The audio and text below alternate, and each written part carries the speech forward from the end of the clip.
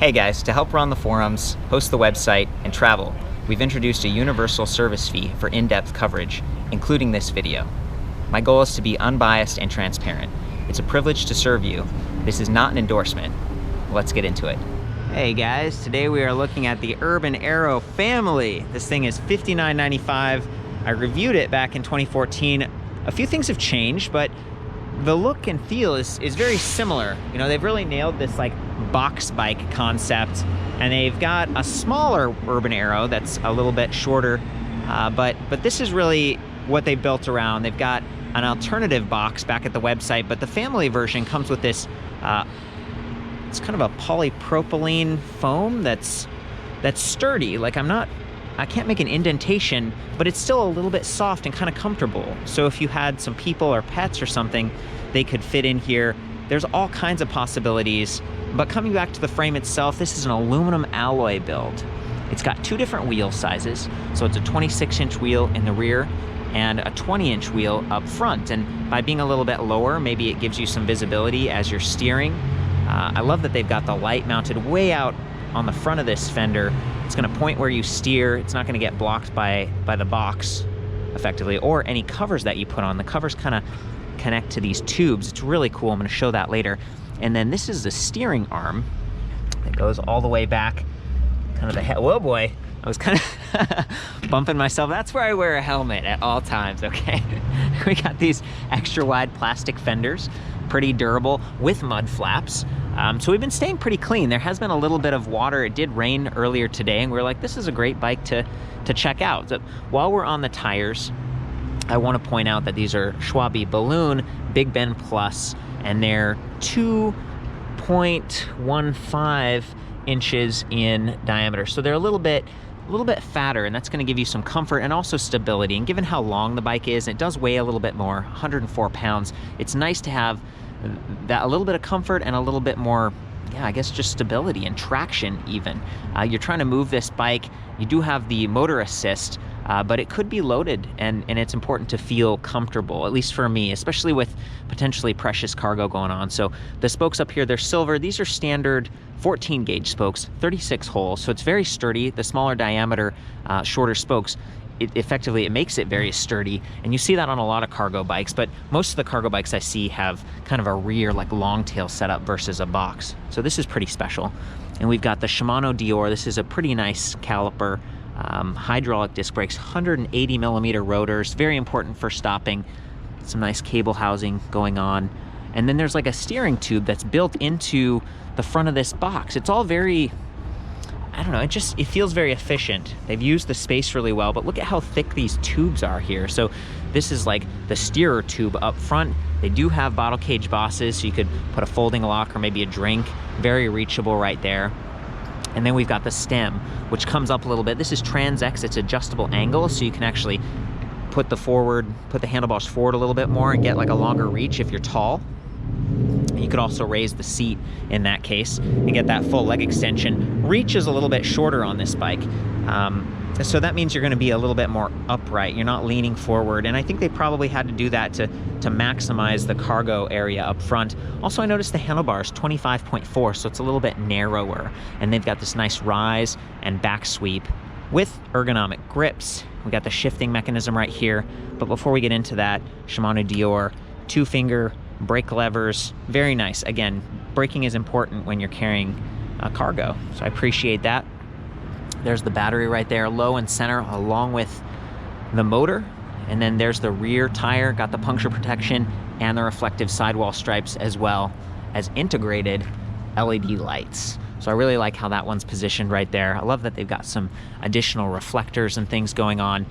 And in this case, we have the Nuvincio, or Enviolo as it's been rebranded, N380, so 380 degrees of shifting possibility, and it's very smooth. It's something that you can actually shift on the fly. So this is the Nfinity C8, but the branding is kind of changing over the past year or so, 2018, 2019.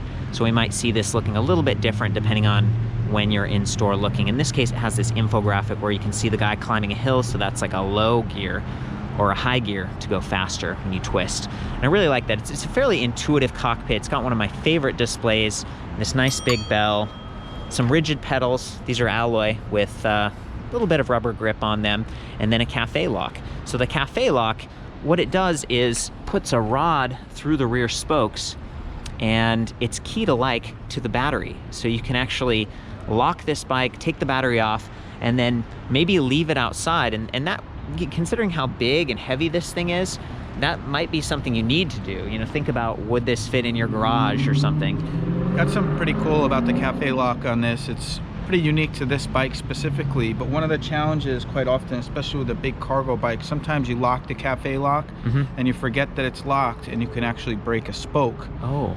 But this actually has this function where when you lock the lock, and if you actually push it off the kickstand, what will end up happening is it shifts. You see it actually has this, this little rubber here on the mount, as opposed to it being just rigid, and that will allow it to prevent your spokes from being broken, which is a big deal. Wonderful. Thank you for, this is Chris from Propel. We're actually riding bikes. His shop's just down the street, and we've been cruising all around this area this afternoon, going to some neighborhoods and just testing out those fenders.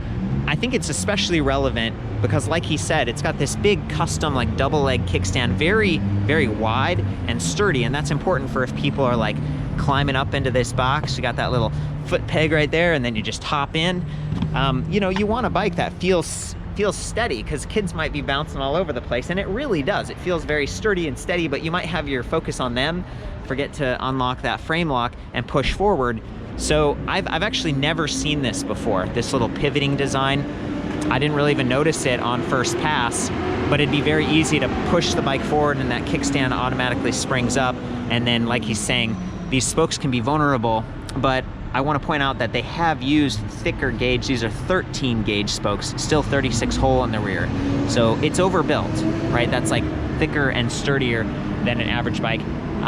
Very comfortable saddle. This is Royal Gel Rio Celi Royale. It's got a handle on the back, and that can be helpful if you're pulling the bike forward or pulling it up onto a kickstand. 31.6 millimeter seat post means that you could swap the rigid post out for a suspension seat post and give yourself some additional cushion, because I don't know, they're kind of mixed on this. You definitely have some weight and inertia that dampens some vibration, and it takes the edge off of bumps. But smaller wheels like this, 20-inch, they have a higher attack angle because the diameter is smaller. So you feel a little bit more when you hit bumps or go over big cracks and stuff like that. They're slightly higher volume, like we talked about, 2.15. This wheel back here, I think part of the reason they have a bigger wheel in the rear is the comfort and the lower attack angle, but also it means they don't have to change the gearing too much with the drivetrain. It's kind of a standard setup. So anyway, coming back to comfort, swept back bars, ergonomic grips, gel saddle, and then that's the one area that for like $100 or whatever, you could put on a suspension seat post and get yourself pretty well set up. I really appreciate that, being able to unlock the cafe lock and then the battery and take it inside. This particular model comes with a PowerPack 400, 36 volts, 11.6 amp hours. And with the performance line mid-motor, you're going to get decent range, but there is a little bit of drag and kind of inefficiency produced when using a continuously variable transmission. And with a heavier bike like this, I would think about range. So when we get into the display, it does have an on-the-fly range calculation, and you might even want to bring the battery pack charger along. So here it is. Bosch has this awesome 4-amp charger. It's 1.7 pounds, very easy to toss into the cargo bay up here under a seat if you want to, or they do have an optional rear rack. So you could stop off at work, take the battery pack off, or maybe you're at a friend's house or wherever, bring that inside, charge it up very quickly because of the 4-amp output. You could also bring along an additional battery. I mean, there's plenty of room to do that. And now Bosch has the PowerPack 500, which has a higher capacity. And the interface is the same. They're interchangeable. It's backwards compatible. So, you know, Chris at his shop, you primarily carry Bosch, and a lot of the batteries are power packs, and so they're interchangeable, and people can get, you know, another bike and kind of share batteries as a family if they wanted to. Yeah, it's a common thing for sure. Yeah, I appreciate that. It's kind of a neat feature to see that battery pack has sort of a built-in handle. It's safer to carry, and I'm trying to think, you know, I'm putting myself into this like scenario of having a family. There's a lot going on, so you want to have something that's safe and easy to pick up. Also something that's reliable. Bosch has a 2-year comprehensive warranty, and I think they've done some drop testing with their batteries, so they tend to be one of the more reliable, and there's a whole network of certified Bosch e-bike dealers, including Chris and many others across the nation. So having access to a dealer network where you can test this thing out and you could look at it in person, because it is more expensive, and we're talking about like $6,000, and that's before a lot of the accessories, which start to add up too. Yeah, although I will say the family does come pretty well kitted out for a family. Really, as you see it at the moment, one of the only additional accessories is this additional seat in the front and the mat there. So spongy. You know, that's about $60, and this is about $200 for this additional.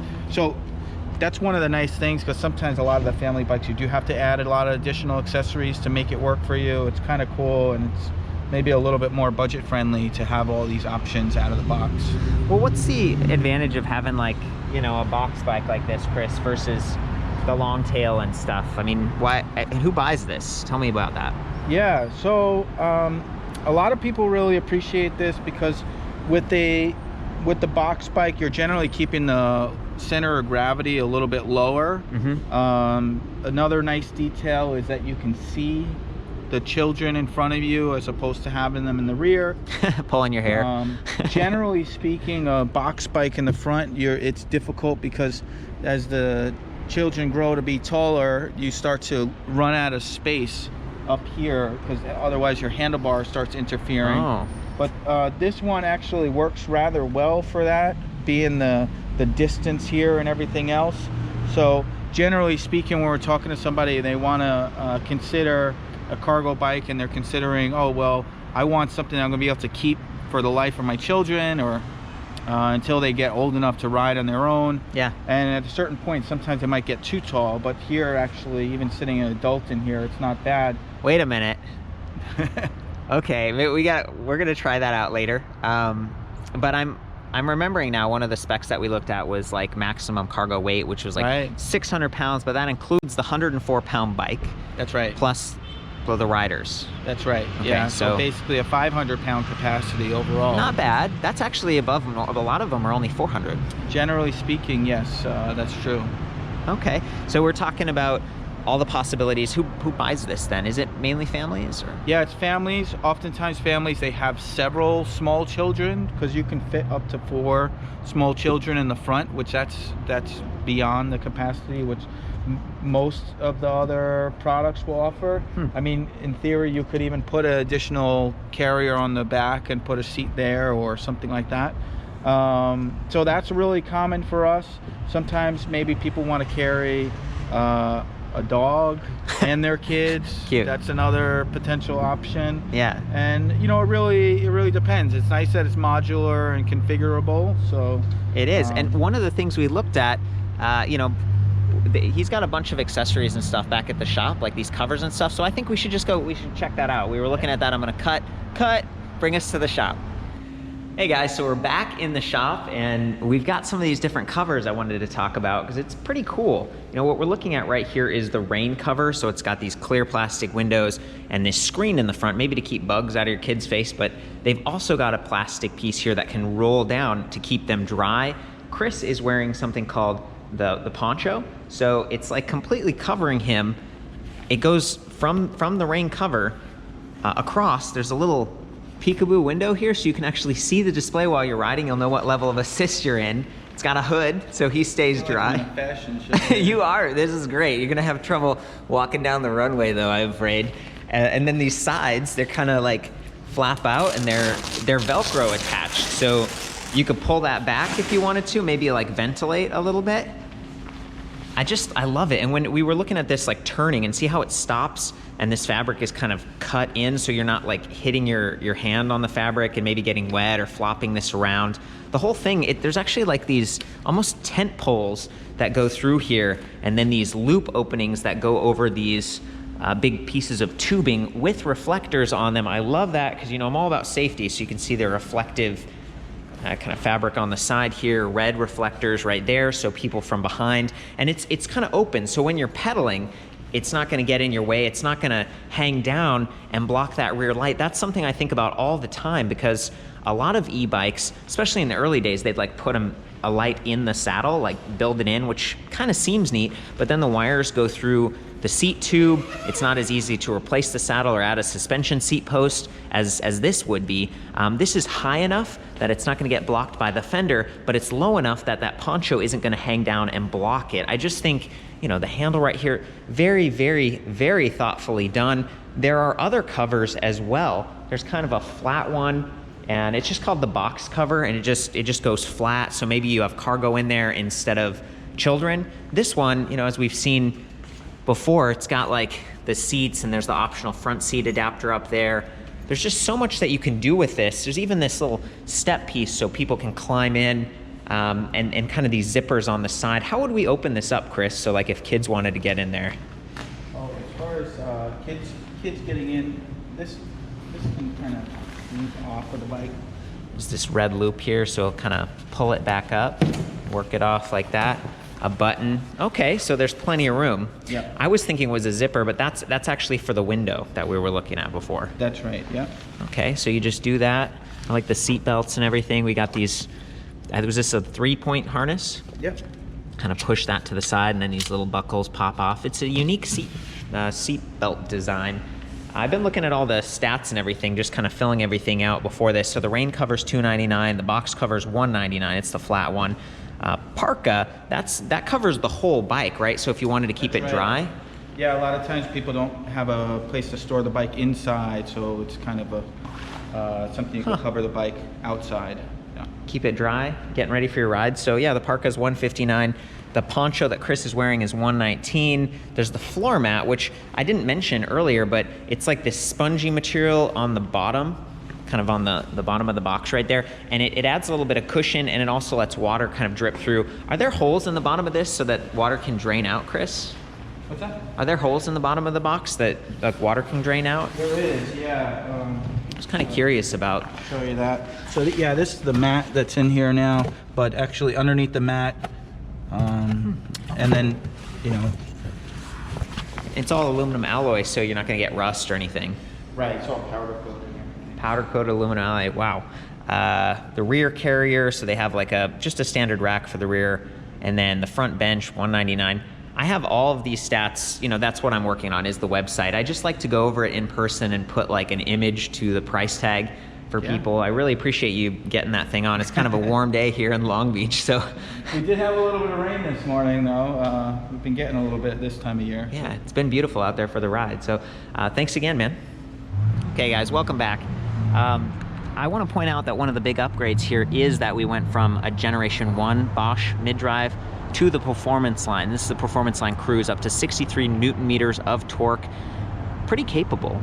This thing is listening to your rear wheel speed. There's a little magnet here and a sensor over there, and pedal cadence, pedal torque over 1,000 times per second with some shift detection. Now, because there's no derailleur hanging down and you can shift at standstill, you don't have to worry so much about like shift detection and if there's going to be any mashing, you know, that kind of thing. And again, the drivetrain is just so well sealed and clean. But it's nice. You know, this is one of the nicer motors, and it's definitely a step up in terms of performance from the last time I looked at this e-bike. When it's ready to go, you've got the battery charged and mounted.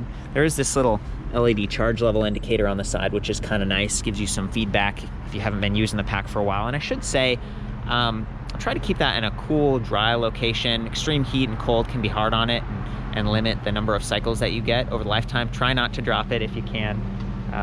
But yeah, coming back to the bike, press the power button, the display boots up very quickly. This is Bosch Intuvia, which is one of my favorite displays. It is removable, look at that. So when we're taking off the battery, you can also take off the display, and then you could put that like complete cover over the bike if you were having to store it outside, and it should hold up pretty well. One more thing I should mention, there's this little micro USB port on the right side, and I believe it puts out 5 volts, 500 milliamps, so it's enough to maintain and charge some Android devices, not quite as fast as you might need for some iOS devices. Press the power button. There we go, and the lights, they might come on automatically, but you can turn them off. It kind of depends on what you last left off with. There's the same 5-bar battery infographic, 20% increments. It'd be nice if that was like 10 bars or a percentage readout. And Bosch does have a new display called the Kiox that's a little bit more precise like that, but it's more expensive. It's kind of a color display. We've got our assist level over here on the right, and you can navigate through that by pressing plus or minus. So I'm gonna go from off to eco, tour, sport, and turbo, which I think puts out 270% of what you put in. Pretty capable. And there's a little power chart on the right that surges depending on how much power the motor is putting out. Speed in miles per hour right there. And then we've got a whole bunch of menus at the bottom. So right now it says range, but if I press I there or there, it's gonna cycle through and show me odometer, trip distance, clock, max speed, average speed, trip time, and we can reset that if we want to. Just like holding the reset button. And range again. So in turbo, given how heavy the bike is and the higher power motor and everything, 16 miles is what it's estimating, and that's based on the last mile of riding. But if we go down to eco, look at that, 37 miles. So this is gonna help you get to your desired destination without running out of battery. It's possible. You can definitely ride this thing around, especially with the Enviolo shifting gears and everything, but it's a heavier bike. So having that kind of feedback, that's much more useful than just like the 5 ticks on the infographic. And you can get into settings and do a few other things. I have a guide back in the e-bike forums, but I wanna hop on this thing and go for a ride. Chris, I think it's time for you to take me for a ride in the bucket. Is that okay? Do it. Are you game? Okay, I'm gonna hop in. You know, should I hop in now while the kickstand is down? He's giving me the safety yes. He's like, yes, Court. Okay, so I'm gonna hop in just like this. He's gonna push it forward. Good luck, buddy. All right, so generally I'll try to hop over the bike and hold it with both hands as I'm deploying or putting the kickstand up with the weight on it. And then I feel pretty stable. So, you know, Court's 135 pounds, but I feel pretty comfortable holding his weight at this point. Well, and look, this is what I would consider like a mid-step or kind of a low step. Yeah. The standover height's pretty low. So really, in theory, you could do it off the bike, but I feel good about doing it here. And okay, just make a little loop here. Yeah. We tried to pick a spot where there was plenty of space and not a lot of people around. Building is closed today, so we're being responsible. Although it says no biking, I don't know. I think they're just talking about inside. We're just not supposed to ride inside the building. How's it feeling? Feeling pretty stable? Good, yeah. You know, definitely the slower speeds, it's more challenging to balance, but even still, we're going right now like 6 miles an hour, and it feels pretty comfortable. Sweet, dude. Hear the motor going a little bit. Let's do this.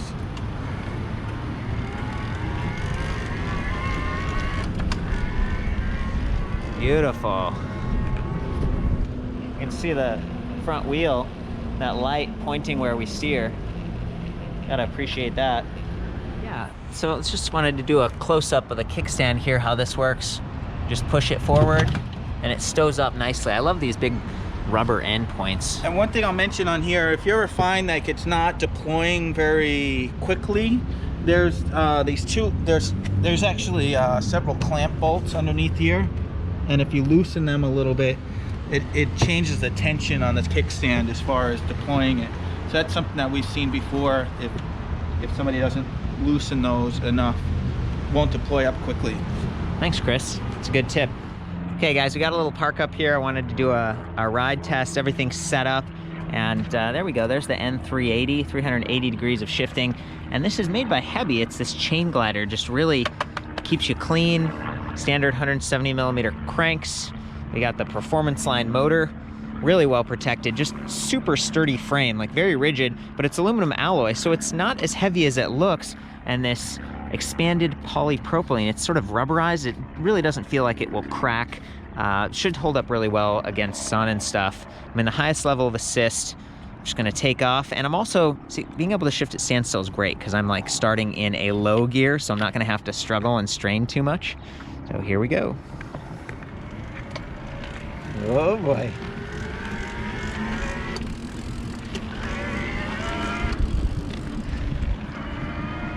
You know, the biggest thing I notice isn't that the bike's bigger or heavier, it's that the steering is a little bit different because the wheelbase is longer, right? There we go. Oh yeah. I might have to go off-road, guys. We're running out of road. Let's see what happens.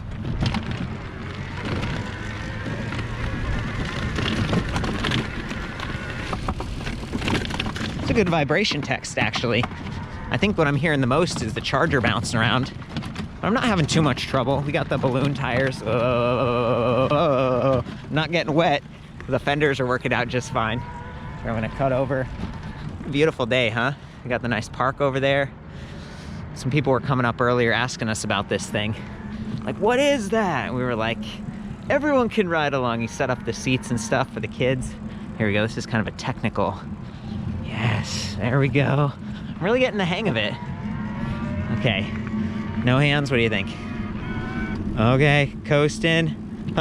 Nope, I don't think so. The whole thing, you know, there's a little bit more weight side to side, but that smaller 20-inch wheel keeps the front of this bike really low, so you can see like exactly what you're coming up to. It doesn't feel like my view is blocked or anything. It's really nice. Of course, my favorite feature. Okay guys, you aren't gonna be able to see the chain because we've got that awesome fully enclosed chain cover. It's keeping my pants clean. There's maybe a little bit of friction on that, but it's sort of flexible. I've seen these on other bikes and I really like it. It's just only one chain ring, only one sprocket in the rear, so you don't have to worry about a derailleur, you don't have to worry about the chain coming off. I believe it's 20 teeth back here and then 18 teeth in the front. That's a proprietary smaller size chainring that spins 2.5 revolutions for every crank revolution. It provides like a mechanical advantage. The performance line motors that are higher torque and a little bit more zippy, that's how they're built. Bosch does have some new active line motors with bigger, traditionally sized chain rings, and I've reviewed those on other bikes, but I just wanted to point that out because there's a little bit of friction in the reduction process that happens if you are riding unpowered or if you try to exceed the 20 mile per hour top speed. So as I go along, I'm gonna shift gears a little bit. You might see that little silver thing sliding back and forth, but there really aren't gears. It's that planetary, it's like continuously variable transmission, so it's really smooth. I guess you'll have to see it in action. And then this right here, that's the cafe lock. So let's do it. I'm gonna be on the highest level of assist, so the motor will be as pronounced as possible, so you can listen to how quickly it starts and stops. And it is listening for shift detection as well, even though we really don't have steps. I think it's trying to ease off so it protects the drivetrain, and Bosch is really good at that.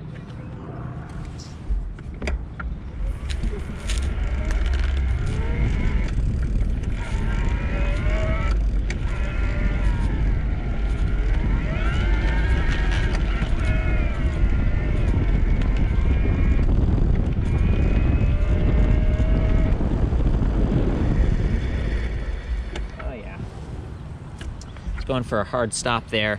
Worked great. Got those 180 millimeter hydraulic disc brakes, Shimano. That's a big upgrade from the last time I looked at this bike.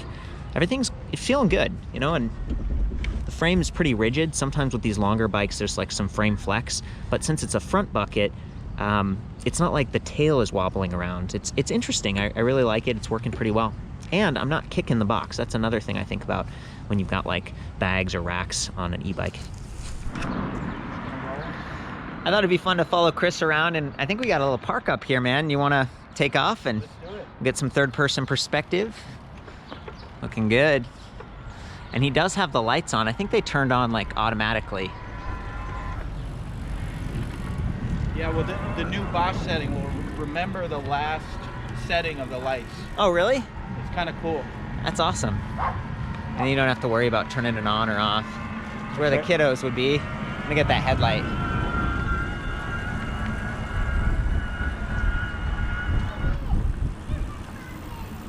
Beautiful.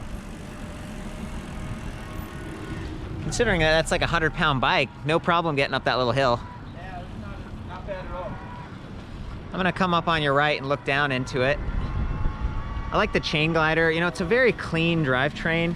He's wearing pants and they're not getting like messed up at all. Yeah, it's really wet in Amsterdam where these bikes are most commonly found and where they're built. So having these sort of features is quite nice. Absolutely. This thing is just kitted out. And I love that we got the charger in there. It's not rattling around a lot. I'm not hearing the fenders. It's really chill. Hey, will you do the bell? I want to hear the bell. Oh yeah. Thanks, man. Well, guys, I think that's about it. It's been tons of fun cruising around. Thank you for the extra help today, Chris. You got it. I got all the specs and everything measured, including pricing for all the accessories, because there are just a ton of those accessories that we looked at back at the website, ElectricBikeReview.com. I think Urban Aero, they've also got like the Shorty That's right. Yeah, they got the Shorty, and then they have another bike in Europe called a Tender, which is actually a 3-wheeler, and it can carry like close to 1,000 pounds, I think. 1,000 pounds. So you can use this for more than just carrying around your family. Wanted to get out of the way there for the car. I think that's about it. You guys chime in with any feedback. The last time I reviewed this bike was like 2014 or something. It was quite a while ago, and it was with you in Brooklyn. That's right. So this time it's more thorough. We got better camera equipment and everything. Have fun out there together and ride safe.